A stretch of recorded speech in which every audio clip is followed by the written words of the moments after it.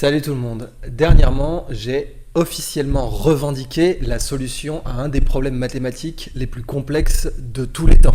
Je ne peux pas être plus clair, je ne peux pas être plus frontal, c'est ce que je revendique d'une façon absolument non ambiguë. Je revendique d'avoir trouvé la solution au problème de Syracuse, aussi appelé conjecture de Collatz, et qui s'énonce comme suit. Si vous prenez un nombre entier et que quand il est pair, vous le divisez par 2, et quand il est impair, vous le multipliez par 3 et vous rajoutez 1, et si vous suivez cette série indéfiniment, eh bien, est-ce que tous les nombres entiers convergent vers 1? La réponse est oui, et je revendique bien entendu d'être la première personne de l'histoire à avoir apporté une solution à ce problème.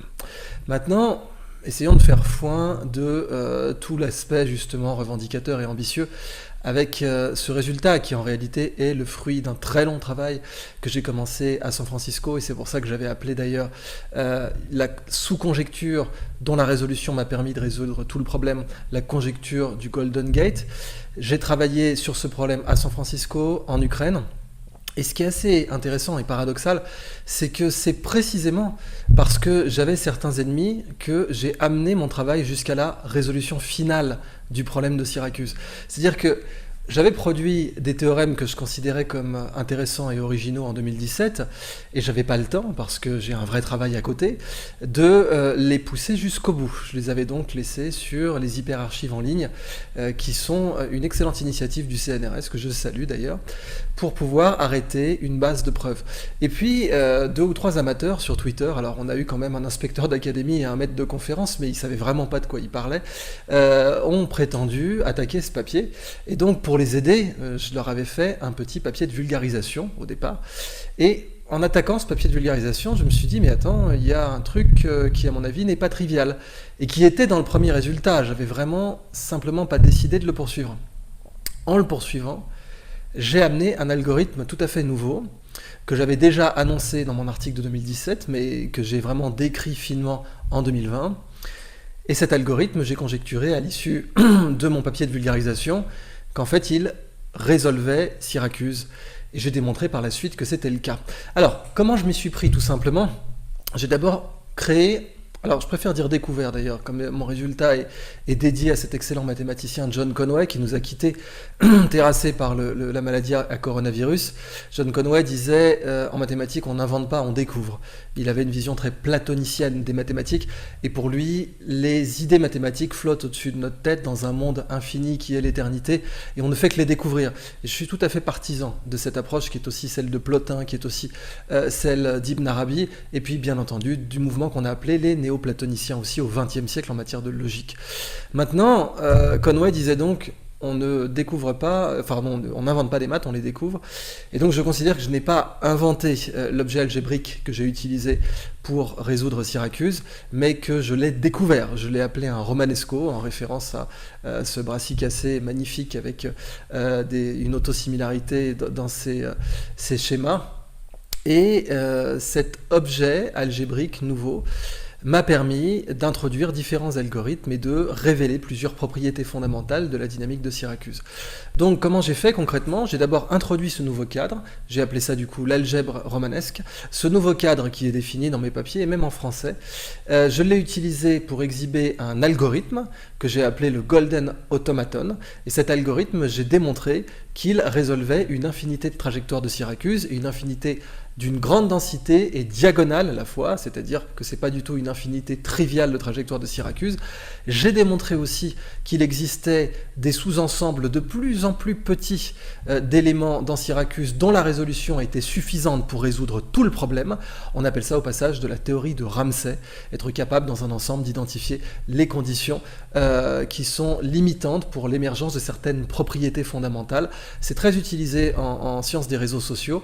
Eh bien, j'ai utilisé des méthodes de cette théorie de Ramsey pour résoudre Syracuse.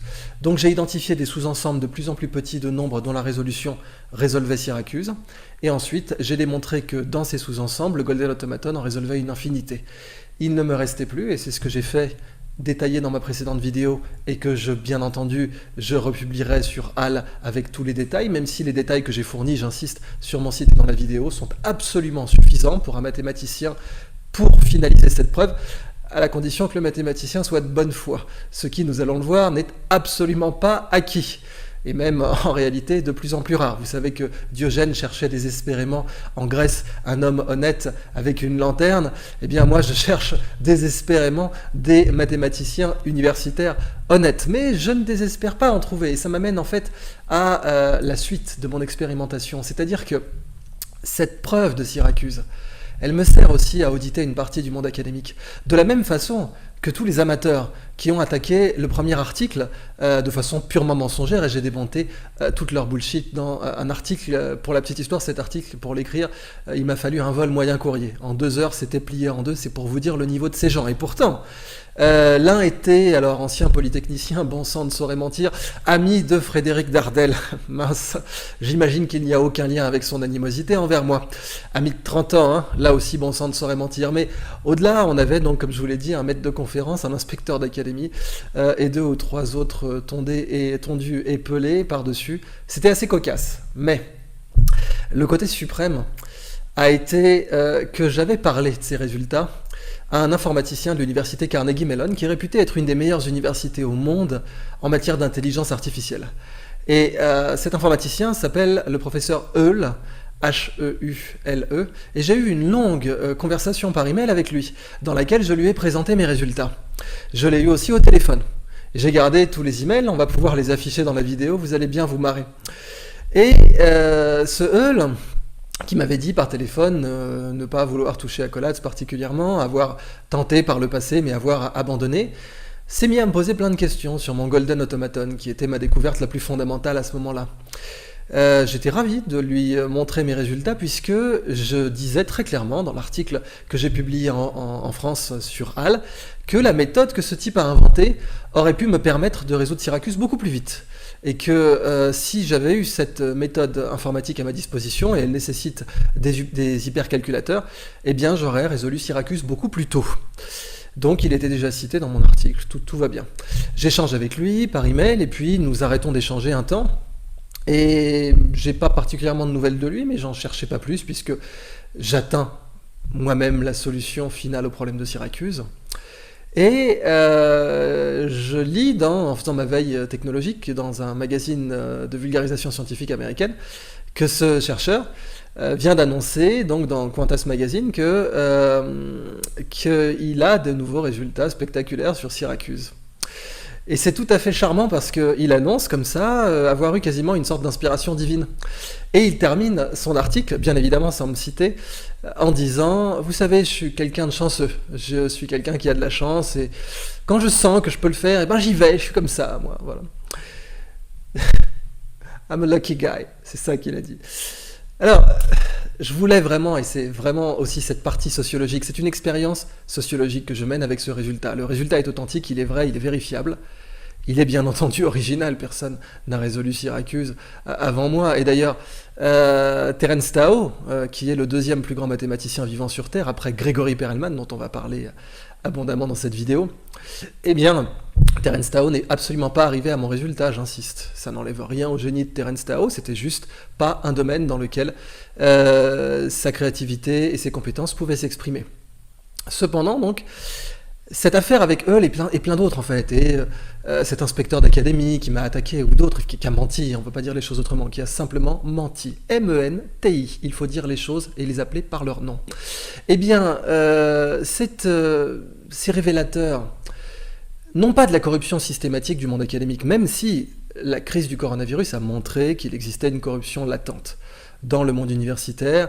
Et c'est pas tant que les universitaires sont majoritairement corrompus, parce que ça serait faux de dire ça, évidemment que ce serait faux. C'est simplement qu'il y a une apathie vis-à-vis de la corruption académique. Il y a une apathie.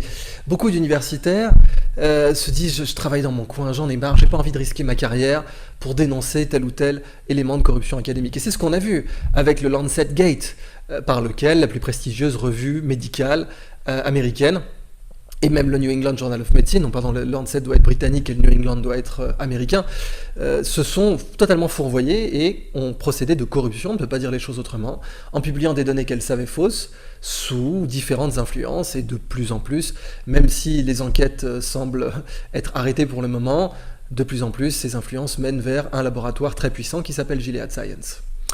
Eh bien, cette corruption tolérée dans le monde universitaire, elle n'est pas valable qu'en médecine, elle n'est pas valable qu'en biotechnologie, vous la retrouvez dans toutes les branches. Et il ne faut absolument pas croire que le monde académique est plus pur, par exemple, que le monde, disons, de la finance. Si vous avez étudié un peu l'histoire du choc de 2008, vous savez que le monde de la finance est profondément corrompu, et qu'il manipule les prix, et qu'il triche abondamment, qu'il joue contre ses propres clients, etc., et qu'il a une éthique tout à fait partielle. Eh bien, vous auriez tort de croire que le monde académique est exempt des vices que l'on trouve dans le monde financier. En réalité, ces mondes sont très proches pour tout un tas de raisons. De la même façon qu'il y a des agences de notation dans le monde financier qui vous disent « ce titre vaut AAA, donc achetez-le », eh bien, il y a des agences de notation dans le monde universitaire qui s'appellent les journaux à comité de lecture, qui fonctionnent exactement de la même façon. Et ces journaux sont tellement importants pour les revenus des grandes universités, puisque le classement international des universités ne dépend pratiquement que de ces journaux. Donc ces universités qui ont des financements de l'ordre de 40 milliards, enfin l'endowment de Stanford, qui n'est pas le financement roulant, mais qui est la fortune, si vous voulez, nette de l'université de Stanford, peut être estimé, selon les fluctuations, entre 30 et 40 milliards de dollars. Et ça, c'est notamment grâce à son classement, mais aussi grâce à ses brevets, mais qui viennent de son classement, puisque les classements attirent les bons étudiants, et les bons étudiants ont, toutes choses égales par ailleurs, plus de chances d'innover. Alors, ce modèle, il est en déclin. La crise du coronavirus a montré qu'il est en déclin. Les universités font de plus en plus de cours en ligne, mais du coup, les étudiants ne voudront pas payer 40 000 $ par an pour des cours en ligne. Et on se retrouve avec un modèle qui doit se réinventer. Je ne doute pas que le monde anglo-saxon va parvenir à faire cette mutation, mais il est possible que de plus en plus d'acteurs ouvertement privés, les universités américaines pour beaucoup sont privées déjà, mais d'acteurs de type Apple, de type Google, etc., jouent un rôle dans l'éducation et se mettent à délivrer des diplômes. Il est tout à fait envisageable que les enfants des gens de ma génération aient des diplômes d'Apple et des diplômes de Google. C'est quelque chose qui n'est absolument pas inenvisageable. Mais c'est vraiment normal puisque le monde universitaire, encore une fois, avait besoin de se réformer à beaucoup d'égards. Et en matière mathématique, c'est d'abord la raison évidemment pour laquelle je ne publie pas dans des journaux à comité de lecture. Beaucoup de gens ont critiqué ce modèle depuis 40 ans, je ne vais pas rentrer là-dedans, cherchez juste sur internet critique du système de publication par revue par les pairs.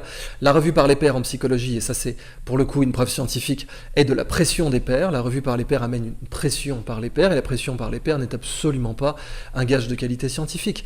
Le fait que 3 personnes relisent votre article avec plus ou moins de bonne foi n'est absolument pas un gage de bonne qualité scientifique, et encore une fois, le Lancet et le New England l'ont amplement, non pas démontré, redémontré. Cela faisait des décennies qu'on savait qu'une simple relecture par 3 ou 4 clampins n'était absolument pas un gage de qualité. Le seul gage de qualité en science, c'est la reproductibilité. Et ça, c'est quelque chose que les relecteurs ne font plus. Plus aucun relecteur ne reproduit les expériences, sauf quelques excellents relecteurs, la crème de la crème, qui, eux, vont faire l'effort de reproduire les expériences. Dans certains domaines, c'est encore le cas, mais malheureusement, c'est devenu l'exception. D'ailleurs, si on veut poursuivre sur la revue par les pairs, eh bien, il suffit de regarder tout un tas de bullshit domaines sur la sexualité ou certains trucs. Vous avez des auto-études. J'ai vu ça, il y a un site qui s'appelle Real Peer Review qui fait la revue de tous les articles complètement foireux qui ont été publiés par revue par les pairs. C'est assez flippant. On a par exemple un article qui est écrit par une professeure titulaire, qui raconte comment elle va sur des sites porno et quelle est son expérience personnelle sur les sites porno. Donc on voit bien vraiment de façon répétée que la revue par les pairs n'est absolument pas un gage de qualité en sciences. Le gage de qualité en sciences, c'est la reproductibilité.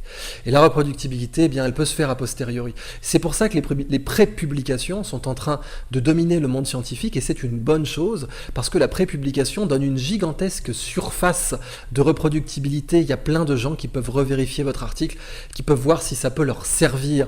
Et dans la progression de la connaissance humaine, eh bien, c'est justement la capacité à pouvoir servir à l'humanité qui est le gage le plus absolu, le plus important de progrès scientifique.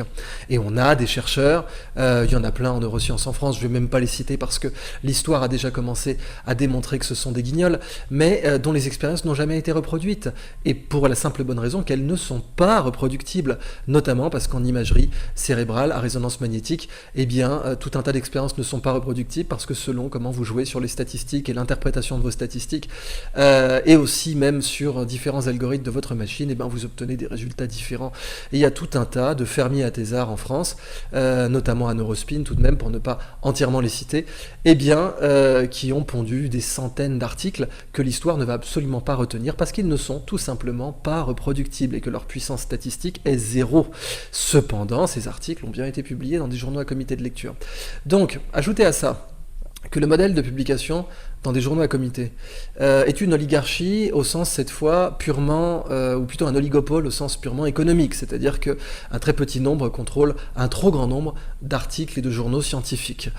Et en plus, ces journaux sont privés et payants, c'est-à-dire qu'un chercheur du CNRS n'a aucun problème déontologique, et ça c'est tragique. Alors, je dis aucun problème déontologique, heureusement tout un tas de chercheurs du CNRS s'opposent déjà à ce système, et ça fait un certain nombre d'années qu'ils le font, et je salue ces Gaulois réfractaires pour cette lutte qu'ils ont menée, parce que c'était une lutte d'avant-garde dans laquelle ils ont été minoritaires, mais il est vrai que certains chercheurs du CNRS refusent l'idée de privatiser leurs recherches.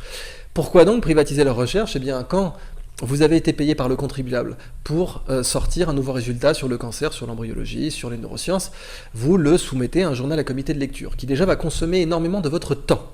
Et le temps, c'est de l'argent. Et c'est du temps d'une personne très qualifiée qui a fait un doctorat, un postdoc et une HDR. Et ce temps, ensuite, non content de l'avoir dépensé, eh bien, la revue va privatiser ce résultat de recherche et le revendre gratuit, enfin, sans rémunérer les auteurs. Les auteurs ne sont jamais rémunérés en droit d'auteur pour les articles qu'ils publient dans les journaux à comité de lecture qui, eux, revendent leurs abonnements plusieurs milliers de dollars par an. Donc, un chercheur au CNRS qui veut consulter les résultats de ses collègues est obligé d'acheter un abonnement à la revue pour pouvoir consulter des résultats qui ont déjà été payés par le contribuable. C'est totalement scandaleux, c'est absolument immonde, et si je devais me lancer dans une interprétation sociologique à l'emporte-pièce, je dirais que c'est probablement l'emphase absolue qui est mise sur la conformité dans la formation des chercheurs et des universitaires qui fait qu'ils peuvent tolérer de telles conneries. Parce que n'importe qui a 2 grammes de morale ne tolérerait pas cela.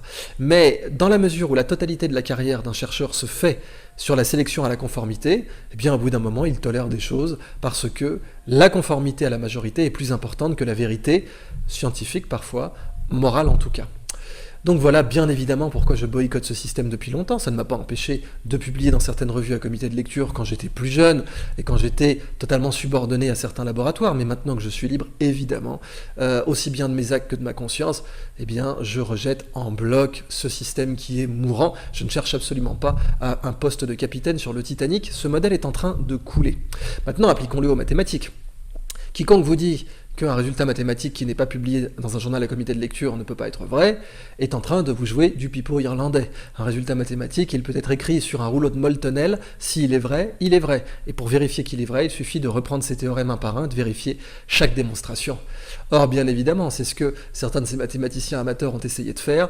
Je les ai déculottés, ils sont repartis en calbut, et je serais prêt à les déculotter à nouveau, sauf que tout de même, rappelez-vous la loi de Brandolini, il faut 10 fois plus de temps pour démonter la bullshit que pour la produire, donc ces gens-là peuvent produire de la bullshit très rapidement, il me faut quand même un peu plus de temps pour démonter la leur, mais tout de même c'est possible, même si j'ai une politique très stricte, qui est que quand quelqu'un a menti sur moi, je ne lui réponds plus, et que les personnes qui peuvent s'adresser à moi ne sont que celles qui, soit si elles ont menti sur moi, se sont excusées, c'est-à-dire qu'elles ont payé leurs dettes, ça c'est un principe simple en banque et en comptabilité, eh bien si vous avez payé votre dette de mensonge envers moi, nous pouvons correspondre, si ce n'est pas le cas, vous payez votre dette d'abord et on discute après. Cependant, des gens qui n'ont pas de dette de mensonge envers moi, je n'aurai aucun problème à répondre à leurs éventuels audits de mon article et de mes travaux, sans aucun problème, pour autant qu'ils soient de bonne foi, c'est la seule chose que je leur demande, et c'est d'ailleurs la seule chose qu'on devrait leur demander. Et puis donc, dans l'histoire de très grands mathématiciens qui n'ont jamais publié dans des journaux à comité de lecture, il y en a plein. Vous prenez Grégory Perelman, qui est donc vraisemblablement le plus grand mathématicien vivant, je dis vraisemblablement parce que je pense qu'il y a tout un tas de continents, comme l'Asie, comme l'Afrique, qui regorgent de jeunes mathématiciens prometteurs qui sont sans doute déjà nés et qui sont appelés à être meilleurs que Grégory Perelman. Mais jusqu'à preuve du contraire, le mathématicien le plus profond à exister sur cette terre aujourd'hui est Grégory Perelman. Et Grégory Perelman, qui a donc démontré la conjecture de Poincaré, c'est-à-dire que tout objet en 3 dimensions qui n'a pas de trou peut être amené en un nombre fini d'étapes à une sphère. Et d'ailleurs, hein, pour la petite histoire, c'est justement des objets un peu comme le brocoli romanesco, qui n'ont pas de trou mais qui sont très complexes, qui avaient posé problème pour démontrer cette conjecture qui autrement est simple. Serait simple. Grégory Perelman a profondément boycotté le monde académique. En 2006, il faut savoir qu'il avait donc revendiqué, avant 2006, la preuve de la conjecture de Poincaré, qu'on lui a volé une partie de ses résultats. Donc le cas de ce Hull qui fait des annonces dans la presse après avoir correspondu avec moi et m'avoir posé moult questions n'est pas nouveau, c'est quelque chose de standard. Une fois que vous avez été sélectionné sur la conformité, l'éthique devient une vertu secondaire, hélas. Et ça c'est quelque chose qui est sociologique, qui fait partie de la sociologie du monde universitaire. Mais donc Grégory Perelman revendique ce résultat et il a un mode de publication d'ailleurs qui est très audacieux. Il fait de grandes enjambées, il y a des choses qu'il ne démontre pas et qu'il ne dit pas qu'elles sont triviales, mais il avance par grandes enjambées en laissant la charge à ses pairs justement de démontrer ces trous qui manquent dans ses démonstrations, et ils se sont bien entendu avérés être démontrés. Mais Perelman ne s'embarrassait pas de détails de forme. Pour lui, ce qui comptait, c'était le fond et d'avancer jusqu'à la résolution de la conjecture de Poincaré. Eh bien, il n'a absolument pas publié dans un journal à comité, au grand jamais. Il a publié sur Archive d'une part, et puis parfois même des prépublications sur ce qu'on appellerait nous des billets de blog, pour bien rappeler que les maths, c'est les maths, et que on peut parler de comité pour de énième théorie sexuelle borderline où une poule professeur va se masturber sur Pornhub. Oui, ok, ça vous pouvez avoir des journaux à comité avec un facteur d'impact, mais pour les vraies sciences, les choses sérieuses, eh bien, c'est vrai, c'est reproductible, ou bien c'est pas vrai, et c'est pas reproductible, point. Et que 3 personnes l'aient relu ne change absolument rien au caractère vrai ou reproductible de la chose. Elle peut simplement être vérifiée. Les maths, on peut les voir d'ailleurs comme une science expérimentale, où les démonstrations sont des expériences. L'avantage, c'est qu'on n'a pas besoin d'une paillasse pour réaliser ces expériences. C'est pour ça que l'Afrique d'ailleurs doit investir encore plus dans les mathématiques. C'est une des branches scientifiques, si ce n'est la branche scientifique, qui a le meilleur retour sur investissement, euro pour euro, dollar pour dollar. Donc Grégory Perelman, si on étudie son histoire, il a tellement rejeté le monde universitaire qu'il a rejeté la médaille Fields, qu'il a rejeté le prix d'1 million de dollars que le Clay Mathematical Institute devait lui remettre, au titre du fait qu'il avait résolu la conjecture de Poincaré, et qu'il est parti vivre chez sa mère à Saint-Pétersbourg, tellement il en avait marre. Et on pourrait se dire, ok, c'est un génie, c'est un original, c'est marginal tout cela, ça ne remet pas en cause la déontologie académique, mathématique dans son ensemble. Eh bien si, puisque des gens avant lui avaient fait exactement comme lui, à savoir Alexandre Grothendieck, qui est peut-être le plus grand mathématicien de tout le XXe siècle. Et Alexandre Grothendieck, qui était un ovni, qui était vraiment quelqu'un, dans sa carrière, il y a eu une phase où on a cherché à l'exterminer, on a cherché à l'écarter au maximum, et tous ses biographes le savent. Il y a eu une période dans laquelle Alexandre Grothendieck était à 2 doigts d'être un paria des mathématiques, et quand la qualité de son travail s'est avérée être absolument indéniable, et que la fécondité en particulier, ce qu'il y avait chez Alexander Grothendieck, c'était une fécondité de son mode de travail qui était hérité de certaines approches qui avaient déjà été lancées par Évariste Galois, et Évariste Galois, bien entendu, on va devoir le citer lui aussi, parce qu'il a vécu la même histoire empire que Grothendieck et que Grégory Perelman. Mais donc Grothendieck, après avoir eu sa médaille Fields, s'est exilé en montagne, le mec. Il a donné son adresse et sa correspondance qu'à une poignée de mathématiciens, je crois qu'il y en avait moins de 3, et l'un d'entre eux est mort avant lui. Et Grothendieck a rédigé ses mémoires, Récoltes et semailles, très belle mémoire, on sent aussi qu'il a une vraie plume, ce Grothendieck, et dedans, il y dénonce tout un tas de malversations et de vices déontologiques parmi ses pairs dans les années 60, 70, même 50, mais en particulier 60-70, et il dénonce notamment la position qu'a pris un grand mathématicien qui était le vicomte Deligne. Ça note rien en fait que c'est un grand mathématicien, mais qui a surexploité des travaux qui n'étaient pas les siens, et qui étaient les travaux d'un mathématicien algérien qui s'appelle Zorman Mebrout, et Zorman Mebrout n'a pas eu la médaille Fields.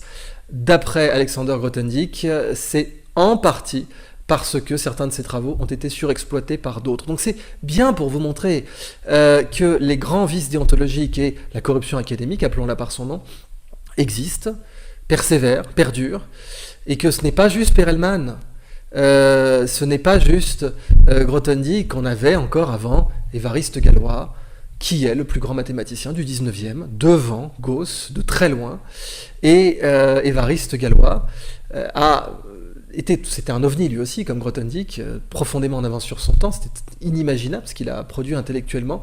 Ça nous rappelait l'algèbre au sens des Arabes à l'âge classique, comme des théorèmes d'Omar Khayyam ou comme les théorèmes d'Al-Khwarizmi, l'approche d'Évariste Galois de sous-tendre, de définir des structures algébriques dont la forme sous-tend l'existence ou non de solutions à certaines équations, était un coup de génie, et était quelque chose de profondément platonicien au passage.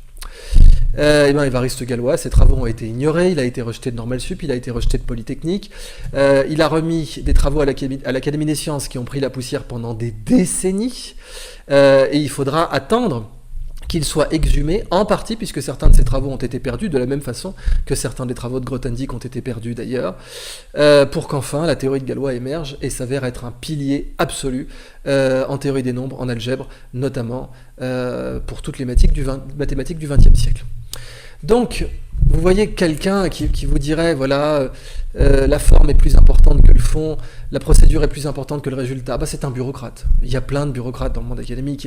Ils ne sont pas la majorité du genre, mais il y en a plein. Et ils ont un rôle absolument délétère. Et ce sont les gens qui vous disent, car c'est la définition d'un bureaucrate, la bureaucratie, c'est quand la procédure est plus importante que le résultat. Et les gens qui vous disent, non, si ce n'est pas publié dans un journal à comité de lecture, je n'entends rien. Bon, ce sont d'obscurs bureaucrates pour qui la science n'a que très peu de respect au regard de l'histoire. Et ça, c'est une réalité que Galois démontre, que Grothendieck démontre, que Tao démontre, puisque lui aussi a publié ses travaux sur Collatz hors comité de lecture, et bien entendu que Grégory Perelman démontre. Combien de mathématiciens, combien de très grands scientifiques faudra-t-il qui dénoncent tous ce système de publication, combien en faudra-t-il pour qu'enfin les gens acceptent, puisqu'en mathématiques tout de même, quand on a un contre-exemple à un théorème, ça n'est pas un théorème, là on n'a pas un contre-exemple, on en a 5, eh bien on a certains bureaucrates qui continuent à faire la sourde oreille, parce que pour eux la conformité est plus importante que la vérité, c'est l'unique raison de leur comportement.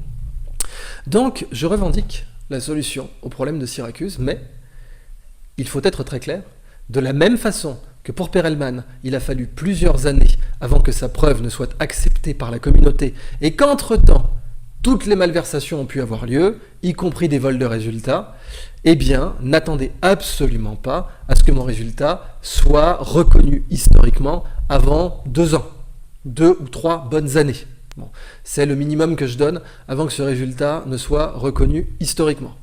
Mais c'est précisément pour fixer l'antériorité que j'ai fait une première vidéo, comme un séminaire, puisqu'après tout, un de mes héros, Andrew Wiles, a annoncé son résultat d'avoir démontré donc, le théorème de modularité, aussi connu comme la conjecture de Taniyama-Shimura, qui permettait de démontrer le dernier théorème de Fermat, un des plus beaux résultats de toute l'histoire de la théorie des nombres. Eh bien, Andrew Wiles l'a annoncé dans un séminaire, et ça c'est quelque chose que je respecte énormément, parce qu'il ne faut pas négliger cette interaction humaine directe dans l'évolution de la science. Eh bien, de cette même façon, j'ai voulu faire un webinaire, et vous avez été très nombreuses et très nombreux à le suivre, et ça, vous m'en avez absolument honoré, plus de 90 000 vues sur cette vidéo, c'est un vrai honneur pour moi, et c'était un séminaire qui était donc, comme vous le savez, en hommage dédié à John Conway, parce que lui, c'était vraiment un mathématicien du jeu, du fun, c'est quelqu'un qui prenait du plaisir à faire des maths, et qui démontrait que c'est précisément en prenant du plaisir qu'on faisait de la bonne mathématique. Eh bien, j'ai commencé par un séminaire, j'ai tout de même assorti ce séminaire de plusieurs publications dans HAL précédentes, et ensuite une publication qui poursuit le résultat et qui a été publiée sur mon site. Bien entendu, je ferai une publication supplémentaire sur HAL, mais je voulais qu'il y ait une date d'antériorité. Pourquoi ? Parce que nous le voyons, et vous le verrez avec ces emails qu'on vous met, la tentation est grande de voler un résultat. Surtout de la part d'un maverick comme moi, qui refuse d'être dans le système, qui le combat, qui combat la corruption académique depuis 10 ans, disons-le tout de même, et qui refuse absolument, et dans l'honneur, ce modèle de publication honteux qui privatise la recherche qui a déjà été publiée par le contribuable, et déjà été payée par le contribuable. Donc, je revendique précisément la preuve à Syracuse depuis en réalité 2017, et ça c'est un des messages importants de cette vidéo. Car j'insiste, les articles que j'ai produits en 2020 n'étaient que de la vulgarisation de mes travaux de 2017 et une reformulation de ces travaux pour aider certains mathématiciens amateurs. Mais de cette vulgarisation est sortie une expression claire d'un algorithme dont je définissais l'existence dans mon article de 2017 Et c'est cet algorithme qui résout Syracuse. Il ne restait qu'à démontrer qu'il résout Syracuse. Alors au passage, comment je m'y prends? Comme je vous ai dit, j'ai identifié des sous-ensembles de plus en plus petits de nombres dont la résolution résout tout Syracuse. Et ces sous-ensembles, je les ai appelés déterminants de Syracuse. On peut en avoir plusieurs, mais la résolution d'un seul suffit à résoudre Syracuse. Par exemple, vous prenez le sous-ensemble défini comme le nombre 17 plus 96 à l'infini, eh bien, ce sous-ensemble, sa résolution résout Syracuse. Et ça, c'est un déterminant de Syracuse, une des façons d'exprimer le déterminant de Syracuse. Eh bien, j'ai démontré qu'il n'était pas possible qu'une trajectoire divergente existe sur ce déterminant sans intersecter les nombres qui sont démontrés par le Golden Automaton. J'ai donc démontré que le Golden Automaton intersecte finiment toute trajectoire dans ce déterminant de Syracuse, qui est donc défini comme le nombre 17 plus 96 à l'infini. Et ça, c'est l'élément de conclusion de ma preuve, mais en réalité, le gros du travail était de poser cette méthodologie mathématique que j'ai appelée l'algèbre romanesque, et ensuite de démontrer qu'elle engendrait un algorithme que j'ai appelé le Golden Automaton. Ça, c'était 90% du travail. Les 10% restants étaient une question de pure forme qui en réalité aurait pu être réalisée. Et ça j'insiste parce qu'au regard de l'histoire, une responsabilité réelle devra être engagée parce que un mathématicien de bonne foi aurait pu finir cette preuve. À partir de l'article que j'ai donné en 2017, et à plus forte raison à partir de celui que j'ai publié en 2020 au début de l'année, un mathématicien de bonne foi, j'insiste, c'est aussi rare qu'un honnête homme pour Diogène.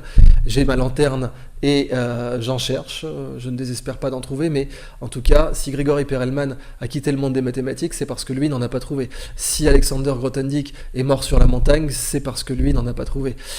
Mais peut-être que je suis plus optimiste que ces deux mathématiciens, et peut-être que leur différence profonde de talent entre eux et moi est compensée de mon côté par l'aspect social, et peut-être que le manque de talent social qu'ils ont eu à ne pas trouver ces mathématiciens honnêtes, peut-être que moi je l'aurais, puisqu'après tout je n'ai pas leur génie mathématique, et que peut-être que ça je le compense socialement, peut-être.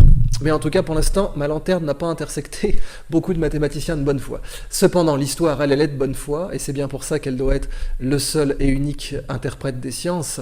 Il n'y en a jamais d'autre au regard du cheminement intellectuel de l'humanité. Eh bien, l'histoire pourra retenir qu'il était tout à fait possible d'inférer mes résultats à partir de mon papier de 2017. Et c'est bien entendu pour ça que je revendique la preuve de Syracuse cette année certes, mais que je la revendique en la rétrodatant sincèrement et honnêtement à 2017. Car il y avait tout dans mon article de 2017 pour finaliser cette preuve, et mes articles de 2020 n'étaient que des vulgarisations de cet article.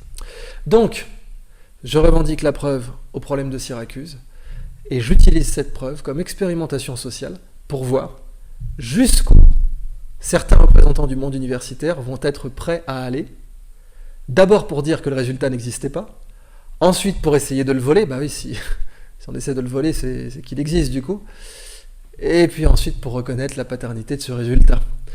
Et bien entendu, je vais me régaler, parce que c'est un audit complet et approfondi que je vais pouvoir faire dans ces 2 à 3 prochaines années, de l'intégrité, de la sincérité d'une frange du monde académique mathématique.